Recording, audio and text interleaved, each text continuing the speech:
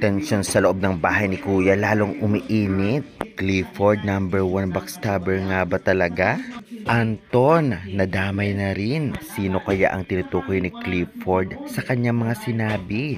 Sinong si kaya ang kanyang tinutukoy? Carmel or Caprice? OMG, yan ang ating pag-uusapan sa video ito. Kaya before that guys, please naman, huwag niyong kalimutan mag-like, comment, subscribe, and pa-hit the notification bell for more PBB Celebrity Collab updates. Maraming salamat sa suporta.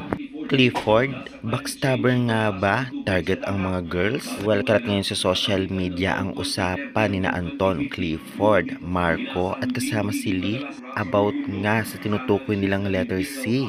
Sino kaya ang tinutukoy nila? Caprice nga ba o si Carmel?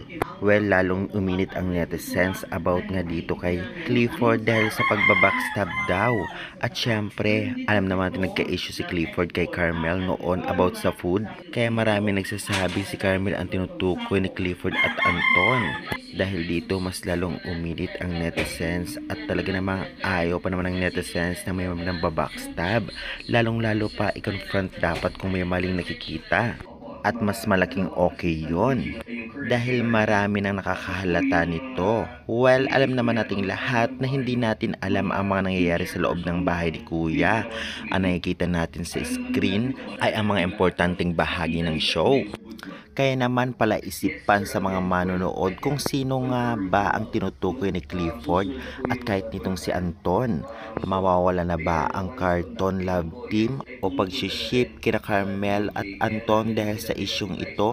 O di naman kaya ang tinutukoy ni Clifford ay itong si Caprice? Well, kung ating titignan mukhang hindi si Caprice dahil good ang standings ngayon itong si Caprice sa loob ng bahay ni Kuya. Mukhang malapit-lapit itong si Carmel. Kaya guys, sa tingin ninyo para sa inyo kung kayo talaga ay nakatutok sa PBB Celebrity Collab 2.0 edition na ito, sino kaya ang tinutukoy nila? Para sa inyo, mali ba ang ginagawa ni na Clifford? At itong si Anton na ganyang pagbabackstab, totoo nga bang backstab ang tawag dyan? I-comment nyo na yan.